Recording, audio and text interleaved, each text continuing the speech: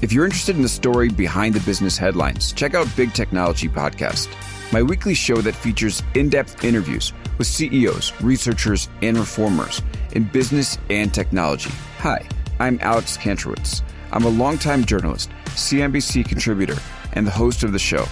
I empty my Rolodex every Wednesday to bring you awesome episodes, so go check out Big Technology Podcast. It's available on all podcast apps. Would love to have you as a listener. From LinkedIn News, I'm Jessie Hempel, host of the Hello Monday podcast. Start your week with the Hello Monday podcast. We'll navigate career pivots. We'll learn where happiness fits in. Listen to Hello Monday with me, Jessie Hempel, on the LinkedIn Podcast Network or wherever you get your podcasts. Hello, my friends, and welcome to another exciting episode of Negotiate Anything. Negotiate Anything is produced by the American Negotiation Institute, and with over 3 million downloads and listeners in over 180 countries, listeners just like you have made it the #1 negotiation podcast in the world. I'm Kwame Christian, and I'm the director of the American Negotiation Institute. We're growing, and I want to introduce you to our new team members and new trainers. This will give you new and diverse perspectives on negotiation and conflict resolution. And that's why Shane Martin, our head of sales and partnerships, is going to serve as co-host of the show from time to time. We're excited to continue to provide you with the best content that will help to make your difficult conversations easier, both at work and at home. Lastly, our team conducts negotiation and conflict resolution trainings in the United States and abroad. Our trainings will give you the practical skills you need to resolve conflict, negotiate, lead, and persuade with confidence. Click the link in the description below to learn more about how we can make your difficult conversations easier. Jessica and Marcus, thanks for joining us today. Thank you for having us. Thank you. My pleasure. So let's take turns. How about you get started? Marcus, you can get us started telling us a little bit about yourself and what we do. And then Jessica, you could jump in too. Yes, Marcus Trufant, former 10-year veteran to the NFL, played for the Seattle Seahawks for 10 years. I'm born and raised in Washington, so that's a special thing for me, my friends, my family. Everybody involved got to watch me play for a long time. Grew up in the area. I have a wife and 5 beautiful children. Been married for 12, 13 years now. So yeah, so and now that I'm retired, definitely more involved with the family. Of course, I missed a lot of birthdays, missed a lot of holidays, all that kind of good stuff. So now I'm doing a little bit of business, but I'm definitely about the family and been spending a lot of my time there. Fantastic. All right. My name is Jessica Trufant. Of course, I am Marcus Trufant's wife. I am a stay-at-home mom. I've been a stay-at-home mom for a long time. And I'm currently a homeschool extraordinaire. And I was also born and raised in Seattle, Washington. And yeah, I'm happy to be here. 5 great kids, drives us a little crazy, but we're good. And yeah, I think that's about it. That's great. And so quick note to the audience. So everybody out there, with the podcast, usually we stick to 3 really tight topics, skills, and things like that. But with this episode, we're going to do it a little bit differently. It's going to be a little bit more of a conversation than usual.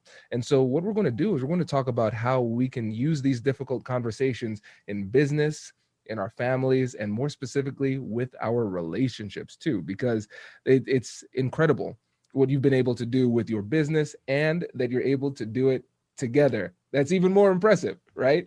And so I think folks can learn a lot about communication and conflict resolution and respectful communication from both of you. Mm-hmm. And so let's start off on the business side. Tell us a bit about the business structure and what conversations pop up that can be challenging for you. Well, yeah, there's several places, at least for me, I like my business to cross over, of course, into family. I feel like you have to have the work-life balance.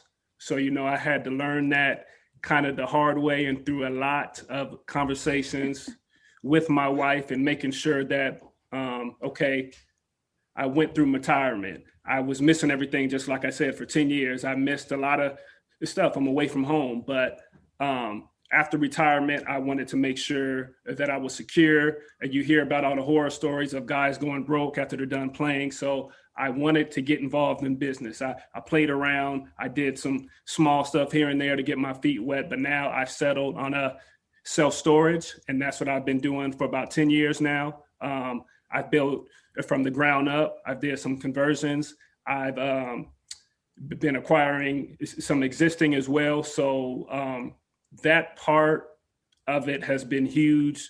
And I've had to build my team is what I figured out. I can't do it all on my own. I can't take on all these different jobs. As a former athlete, you kind of have this Superman complex that I can do everything. I can figure everything out and I can go to the moon. I'm about to have all this crazy stuff. I'm about to do crazy business. But you have a wife and a family at the same time. So you have to make sure that you take care of both sides. So that's just a start. So you kind of let me know exactly where you want me to go with that. I can talk about that all day.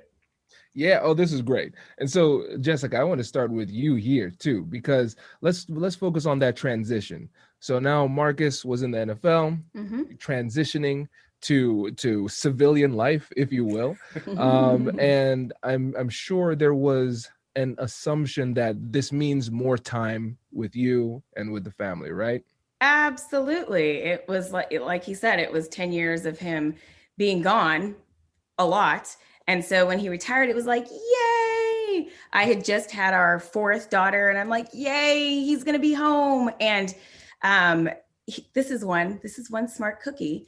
Before he even retired, he started setting in motion the storage business and kind of, like he said, getting his feet wet and learning. So he just went straight into it. And, he was gone still. He was a student of storage. So he spent a lot of time learning and going to classes and traveling to different, storage conventions and stuff like that. And so, like he said, there were some tough conversations had because, like you said, I was expecting him to be here a little bit more and help me with these 4 kids. And they were all very little. And so, we just had to talk about it and talk about the balance. And I know it takes time to get stuff started and businesses going and the effort and all that put into it. But we figured it out through those difficult conversations and how to balance it. And I think we have a balance now. Right. I agree. Yeah, I think so. We have a balance. So it's a process. That's great. Yeah, absolutely. And I think this is a great teachable moment for the audience too, because when you think about the breakdown of business and personal relationship, any type of relationship you have, it comes down to one thing. A lot of times people think it's communication, but it's actually the violation of expectations, right? I think things are going to be this way. You think things are going to be that way. And then the gap between expectations and reality, that's how upset, frustrated, disappointed that we feel. And Right. So I could imagine from your perspective, there was a lot of pain that came from the fact that I'm expecting a lot more time. I'm not getting that time. And that discrepancy kind of hurts. Yeah, it does. And especially when you bring that to light, he's like, I'm working my tail off. I'm doing this, I'm doing that. But I'm like, I still need you too, right? We still want you around. We want you to be here and be involved. And don't get me wrong, he is involved. He is so involved with his kids. Like, you're amazing. I don't know how he does it, how he balances everything. Thanks, babe. A lot of shout outs. I like it. Hey. All right. But you can. Right. Yeah. So I would say, yes, the expectation and just making sure that we do communicate on the goals that we have set. I want to do all this great stuff in business. I want to be, I want to transition from the NFL in this way. I need to tell my wife that. I need to let her know that, just as she needs to tell me, okay, these goals of her having some backup that now I'm there. I'm able to, I can't so much help with homeschool, but now I can be the bus driver. I could take the kids to all their events and do all the different stuff like that. So just being on the same page is really what it comes down Right. to. And I like what you said about the expectation. I think that's huge. Right. And compromise and, all of that. Negotiations, compromising. That's kind of how it works. That's what you're supposed to do. I agree. Yeah, and I think also this helps us to explore a bit personality types too, right? Because I sense, Marcus, that you're pretty competitive, right? If you're going into something, you're not just saying, "Oh, this is a passive investment." You're like, "I'm going to win this." Right. You're spot on. Right. But for me, there's two sides of that. Of course, I'm competitive, but I do want to be humble. I had to come in like a rookie. I had to come in like a kindergartner that was just learning because it wasn't my field. I had been in the game of football for so long, and that's all you really have time for, and that's all you know, which I think is a mistake for a lot of young athletes. So as I talk to other guys, I talk to other athletes, you have to set yourself up before and just try to change this model kind of that they have set up. You come in, you get a financial advisor, and then you get an agent, and that's really it. But you got to be looking at the big picture. In most cases, you don't play for very long, and there's injuries, and there's all kind of stuff. The money's going to run out, so you got to make sure that's going to last. So yes, I'm very competitive, but you have to be humble, and I wanted to be humble coming into this. So that's why I had to put so much time in, because I had to learn the game. Right. I appreciate it. I appreciate it. Right. And I know for me, I'm very competitive. I think I look at my son and I say, yeah, he's just like his dad, pathologically competitive. We need to work on that. Right. And so it's all about balance, right? Mm-hmm. And I recognize that a lot of times the people in my life who are closest to me and know me best and know what I really want to accomplish, not just in business, but also in my family, they're able to see things from a different perspective and say, hey, Kwame, you have a blind spot here. You're focusing so much on this. You're neglecting things at home. And I say, Brace the rudders! Raise the sails! Raise the sails! Captain, an unidentified ship is approaching. Over. Roger. Wait, is that an enterprise sales solution? Reach sales professionals, not professional sailors. With LinkedIn ads, you can target the right people by industry, job title, and more. We'll even give you a $100 credit on your next campaign. Get started today at linkedin.com/marketer. Terms and conditions apply. You're right? Yep. But it takes a lot of vulnerability and trust to have that type of relationship where you're humble enough to listen and then you're bold enough to say what needs to be said. Yes.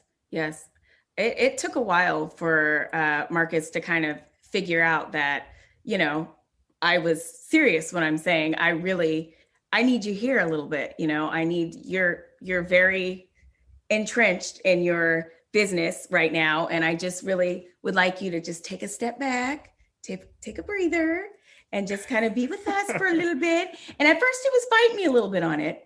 And then he just, I don't know, what clicked? I would say this, that sometimes when you're so into something, whether that's sport, business, or even in a type of relationship, you have these blinders on, right? Because you're locked in and you're really in the moment and you're getting all these feelings and the butterflies and all that kind of stuff that comes with being excited, being happy, that sometimes it takes somebody outside of that to kind of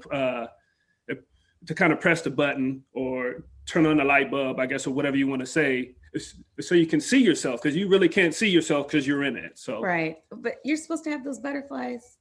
That's why I said a relationship too. You're so locked in Are on this you talking relationship. about butterflies in business And relationships? It's crossover. Okay. Yeah. He has special butterflies for you. Right. There you go. So here's another interesting aspect too, because it's not just only making the right decisions in business, not just making time to spend with your family, but also the fact that you have to set effective boundaries, right? So I'm assuming, I'm not living your life, so you correct me if I'm wrong here. So being from Washington, growing up in Washington, then coming back and playing for the team in your state, I'm assuming there were a lot of people that you grew up with who are around you, right?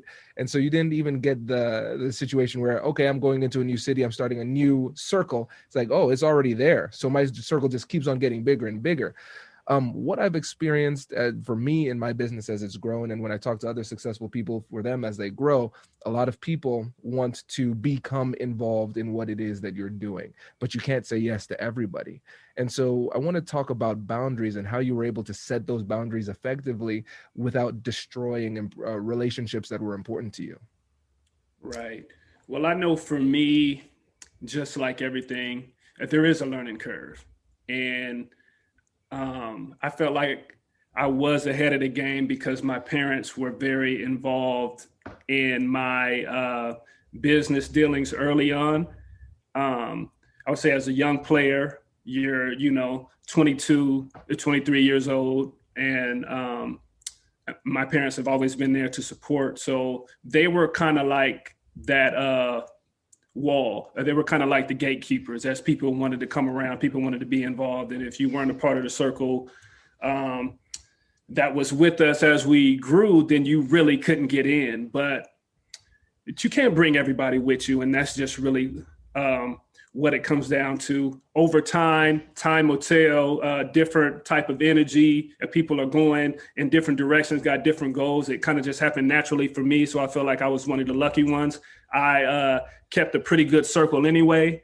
I'm a pretty chill guy, pretty low key. So I tend to hang out with guys that are like that. So that was my style, but it's definitely a part of it. Just like I said, you can't take everybody with you, or you'll both go down and you go down in flames and you won't have anybody to blame but yourself. Right. And what about it for you, Jessica, too? Because you're part of the team as well. And so I'm sure people, and I've seen this before, people are like, oh, I can't get to Marcus. Let me just go through Jessica, right? So for you, how were you able to set those boundaries? Well, I do get that a lot. People going through me to get to him. And I just set the boundary by saying, go through him yourself, right? It's like, you don't, who am I? His reporter or, anything like that. No, you go directly to him. And I, like Marcus said, it is a learning curve. And I am still learning about setting boundaries. And because I am one that loves to, bring everybody with us and come one, come all. And you can't do that because it doesn't always work. But definitely when people are trying to go through me to get to him, I'm like, you got to contact him directly. And it's up to his discretion if he wants to, deal with you or not. So right. Just keeping it real. Yeah. No, you know what I love about this is that it's almost like a company. You're operating like a company. I have a policy. Oh, if you want to go to this person, these are the appropriate channels to do so. Right. Sorry, it's beyond my control. This is not my problem. This is your problem. Go the other way. Right. Like, and I think that's a really smart way to do it because you're not putting it on yourself. You're not absorbing that pressure because really what's happening is it's putting in almost like an unfair pressure on you, right? Where it's like a tension between that relationship with the person who's asking you and the relationship with your husband too. Right. And so you don't want to play that middle position. It's not fair to you. And so you just say, listen, not my problem, and keep it very simple. Say, this is the appropriate way to do it. This is my personal policy. This is how we'll go forward. Right. I am not the middleman. I am not his security. Do not go through me. And it's tough. It's tough because we both have that attitude and kind of that energy that we want to bring everybody around. We want to keep everybody involved. We want to help everybody. So, that goes for nonprofit, that goes for business. We want people to be involved with business with us. We want to be able to help people. We want to be able to do things, but it's a strain on us. And you really have to take care of home first because we can't be those people for others if we don't take care of ourselves first. If we don't take care of our business, we don't take care of our relationship, and then we can't help anybody. You can't be everything to everybody. It just doesn't work. No, spot on. And let's talk about the nonprofit too. because with the nonprofit, I'm assuming there's some fundraising activities that have to happen. What are some things that you've done to essentially have those negotiations to advocate for your nonprofit to help the people that you want to serve? Well, I think it comes down to just your mission and your goals. And with me being local and being in the community for so long, I started out my nonprofit and I didn't really know who I wanted to help. And this goes back to my background of trying to help everybody and do everything. So now we've settled on education for minorities and giving scholarships. So going into these different businesses and different places, I think our family name and everything that we've done for so long, I think it carries a lot of weight, and just proving to people that we do want to help, and we've been doing it for so long. Right. And that's really what the negotiation comes down to. If you want to, if you guys are like-minded and we both want to do the same thing, let's partner up so we can make more of an impact. Yeah, that's awesome. That's awesome. And what you're showing too is the power of reputation, power of credibility. Mm-hmm. The fact that you've been there, you have trust, and the fact that you've done it the right way for so long, it continues to build up that trust. And so it's not even the fact that they're pouring into the nonprofit, even though they are pouring into the nonprofit, literally, they're also pouring into you because they trust both of you to be effective stewards of their donation. Right. Absolutely. Yeah, that's fantastic. Well, great. Well, let's wrap this up on a lighter note too, because I thought I was struggling over here with one kid, and here you are with 5.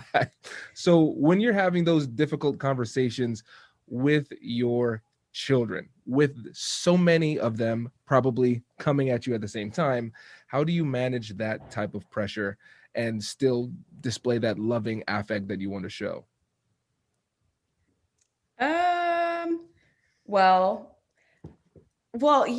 We have 5 kids, 5 different personalities. We have to parent and negotiate and conversate with each kid differently.